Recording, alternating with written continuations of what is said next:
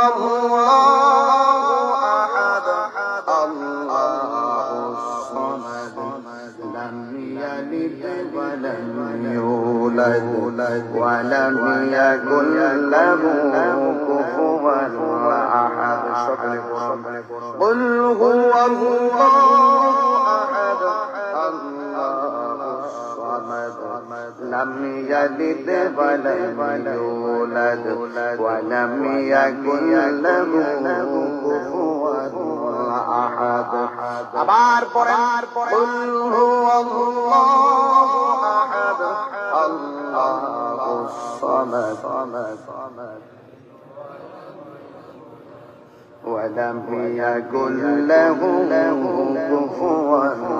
احد। এই সূরাটা তিনবার কেন পড়েছি? শুধুমাত্র আপনাদেরকে সেভ করার জন্য পড়েছি। আমার নবী আপনার নবী বলেন যারা কোরআন তেলাওয়াত করবেন সেই কোরআন তেলাওয়াতের জন্য সুপারিশ করবেন। কিন্তু আমি তিনটা সূরা এই জন্য পড়েছি, অনেক মুরব্বি আছে এক পৃষ্ঠা কোরআন পড়তে পারে না। আগের মানুষ তারা কোরআনের অক্ষর ভালো করে যেতে পারে নাই,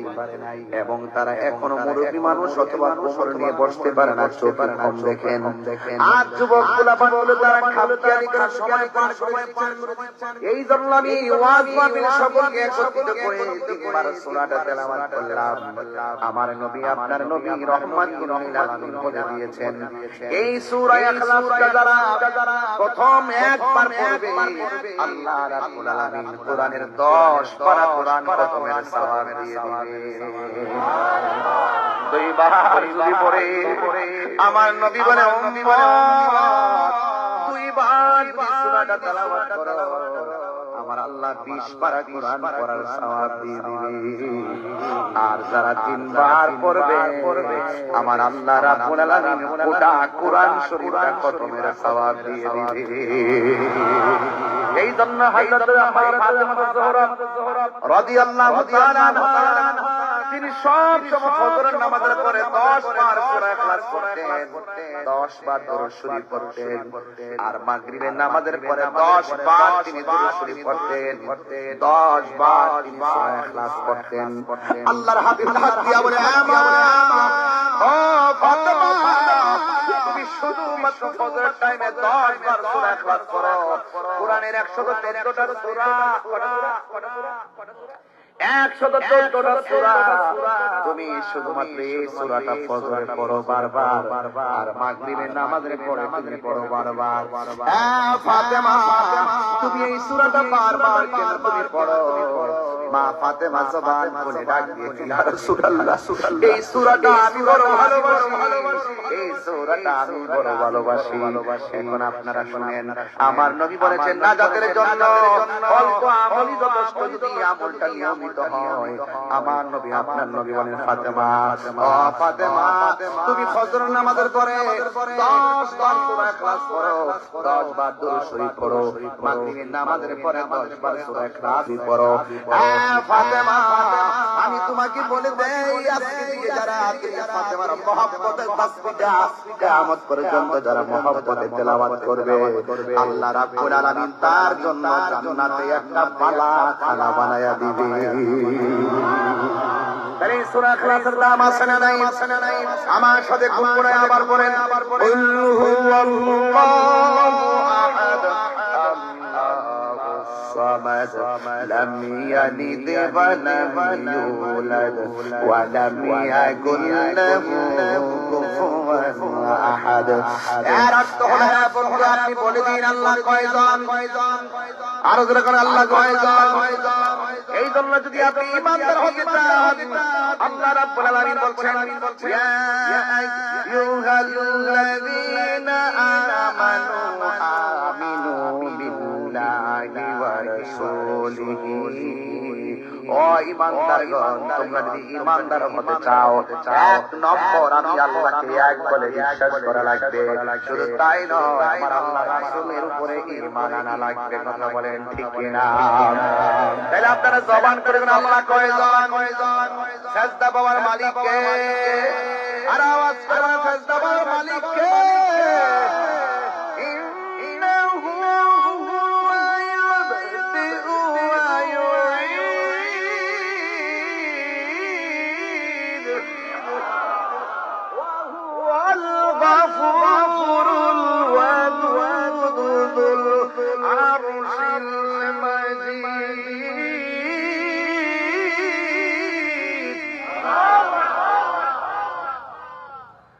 আল্লাহ রাব্বুল আলামিন বলেন ওয়া হুয়াল গাফুরুল ওয়াদুদ জানেননি আপনারা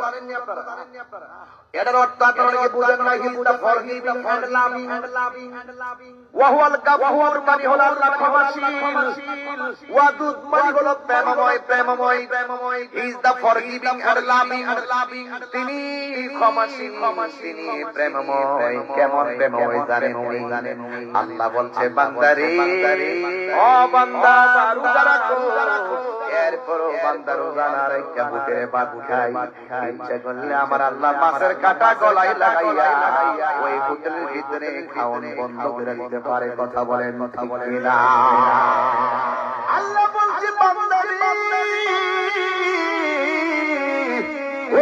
ও বান্দা ইবাদত করো আমি আল্লাহ আর বান্দা ঘুমায় থাকে ইচ্ছা করলে ঘুমের ঘরে আল্লাহ আমাদেরকে প্যারালাইসিস করে পালাইয়া রাখতে পারে কি পারে না ইচ্ছা করলে মাছের কাঁটা লাগাইয়া রিজিকের দরজা তালায় মারতে পারে দুনিয়ার কোন ফ্যাক্টরিতে 15 দিন না গেলে বেতন কাইটা দেয় আল্লাহ 5 ওয়াক্ত নামাজের হাজিরা দিছে বান্দা হাজিরা দিবে মানে আল্লাহ আমার রব আমি বান্দা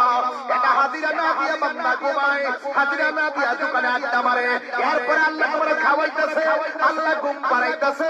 আল্লাহ তোমারে সার দিছে ইচ্ছা করলে বান্দা বান্দার প্রতি যেমন রাত্রিরে ঘুম মারে বান্দা বান্দার প্রতি রাত্রিরে যেমন করে বাড়ি মারে আল্লাহ যদি এমন ভাবে বান্দার প্রতি অ্যাকশন নিত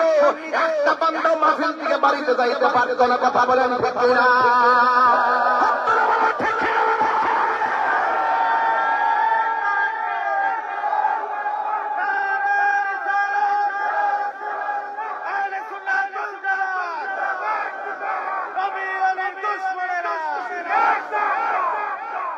আল্লাহু আকবার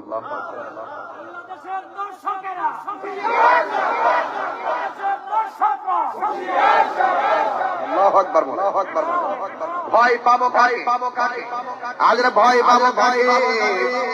এই জন্য আল্লাহ রাব্বুল আলামিন বলেন ইয়া আইয়ুহাল্লাযীনা আমানু আমিনু বিল্লাহি ওয়া রাসূলিহি আল্লাহ মানা নবী মানা নয় নবী মানলে আল্লাহ মানা হয়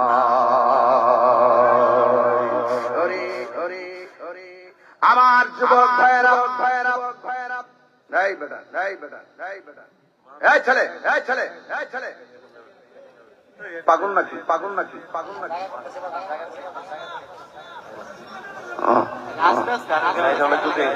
আচ্ছা বাবা আমার পরিবেশ করে দেন নাকি আমি যে 30 মিনিট 28 মিনিট হয়ে গেছে কথাগুলো কিছু ফালাই দেওয়ার কথা বলছি আমি প্রায় 10 ঘন্টার ওয়াজ করে বুঝেন আপনারা আর মোট কথা না রমজান মাসটা রমজান মাস বলছো এটা সবার সেহরি আছে কাজ আছে আমার মন কথা বলবো কিন্তু আপনারা কথা বলবেন না তাহলে একটু বসুন তো মাটিতে বসলে গুণ হইব আমার মরণের কত দিন বাকি আমি জানিলাম না গো মরণের কত দিন বাকি আমার মরণের কত দিন বাকি আমি জানিলাম না গো আল্লাহ মরণের কত দিন বাকি আর আজরাইল আসিয়া যখন হস্তে দিবা ধরি আজরাইল আসিয়া যখন হস্তে দিবা ধরি তখন আমার মনা ভাই গর্বা লুকালো কি আমি জানিলাম না গো দিন বাকি আমার মরণের কত দিন আমি জানিলাম না গো আল্লাহ মরণের বাকি আর 40 দিন রাগে ভাইরে মওতের নিশানি 40 দিন রাগে ভাইরে মওতের নিশানি চমদুতে কাহিরানি গো চোখে দিয়া আমি জানিলাম না গো আল্লাহ মরণে আমার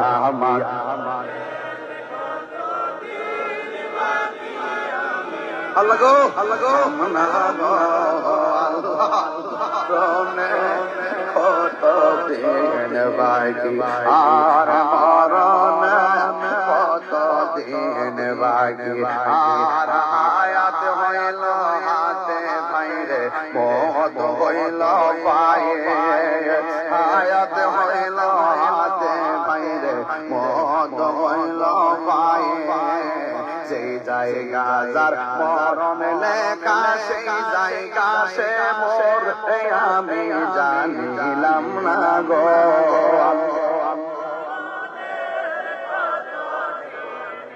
কি আমার মরণের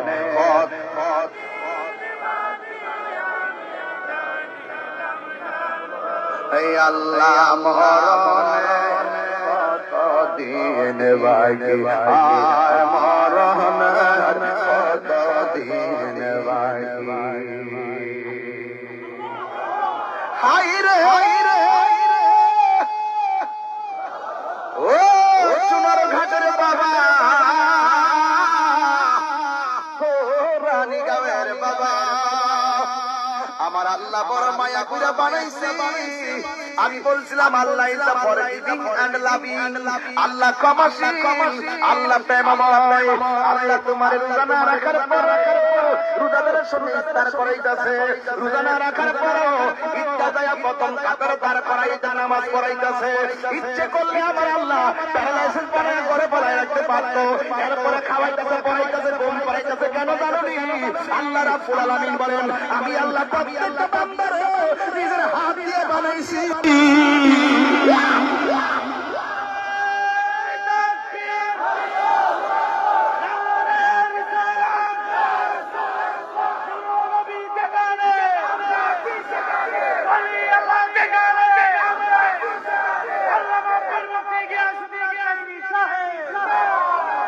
আমার আল্লাহ বলে হ্যাঁ বান্দারা ও ইমানদারগণ আমার উপরে বিশ্বাস রাখো সুবহানাল্লাহ কোন কেন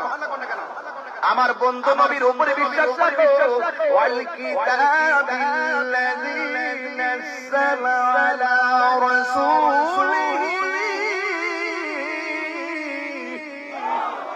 এবং আমার বন্ধুর উপরে যে কিতাবটা নাযিল করছি এই কিতাবটার উপরে ঈমান আনো জবানটা খুলে কোন এই কিতাবের নাম আরো জোরে কোন নাম দেখি আল্লাহ বলছেন শাহরুর রমাদান আল্লাযী উনজিলা ফীহিল কুরআন আল্লাহ বলে ও পৃথিবীর মানুষ এই কুরআনটাকে আমি আল্লাহ রমজান মাসে নাযিল করেছি এর রমজানটা হলো কুরআন নাযিলের মাস আল্লাহ বলে এই কুরআনটার উপর ঈমান আনতে হবে এক নম্বর আমি আল্লাহকে মানতে হবে দুই নম্বর কনসেপ্ট আমার বন্ধু নবীর মানতে হবে তিন নম্বর কনসেপ্ট আমার কুরআন যেটা নাযিল করেছি হে মাহফুজ থেকে যেটা বন্ধুর উপর নাযিল করেছি এই কুরআনটা মানতে হবে এই কুরআনের বাইরে যদি কেউ যায় আমরা আল্লাহর বিরুদ্ধে যদি কেউ যায় আমরা তার মানি নবীর বিরুদ্ধে যদি কেউ যায় আমরা তার মানি কথা বলেন ঠিক না বেটি এইজন্য এই জায়গাগুলো ক্লিয়ার রাখতে হবে এবং আল্লাহ রাব্বুল আলামিন কোরআনে বলছেন কি জানেন এবং কোরআনে বলছেন ওয়াল কিতাবিল্লাযী আনজালা ফিল ক্বাবল আমার বন্ধু নবীর উপরে 1,24,000 পয়গম্বর আমার বন্ধু নবীর পূর্বে 1,24,000 পয়গম্বর তাদের উপরে আমি আল্লাহ কিতাব নাযিল করছি এই নবীকে মানতে হবে ওই কিতাবগুলোকে মানতে হবে যদি কেউ কোনো নবীকে গালি দেয় আমরা তাকে মানি না যদি কেউ কোনো আসমানি কিতাবগুলোকে অস্বীকার করে নিন্দা করে আমরা তাকে মানি না কথা বলেন ঠিক না বেঠি এবং আল্লাহ রাব্বুল আলামিন বলছেন ওয়া মান ইয়াকফুর বিল্লাহি ওয়া মালাইকাতিহি ওয়া কুতুবিহি ওয়া রুসুলিহি ওয়াল ইয়াউমিল আখির আল্লাহ রাব্বুল আলামিন বলছেন যারা আল্লাহকে অস্বীকার করবে যারা ফেরেশতাদেরকে অস্বীকার করবে আসমানি কিতাবসমূহকে অস্বীকার করবে এবং রাসূলদেরকে অবিশ্বাস করবে এবং আখিরাতের দিকে অবিশ্বাস করে আমার আল্লাহ আপনি ফাকাদু দালালান বাঈদা। এবং এরা নিশ্চয় গুমরাহির মধ্যে পতিত হবে, আর যারা গুমরাহ হবে তারা আল্লাহর নিয়ামত পাবে না। তাইলে এখান থেকে আজকের ওয়াজ ক্লিয়ার হয়ে গেলে, এক নম্বর আল্লাহকে মানতে,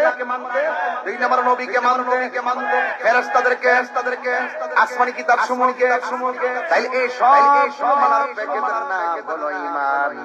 আর ঈমান যার আছে নামাজের কাম আছে।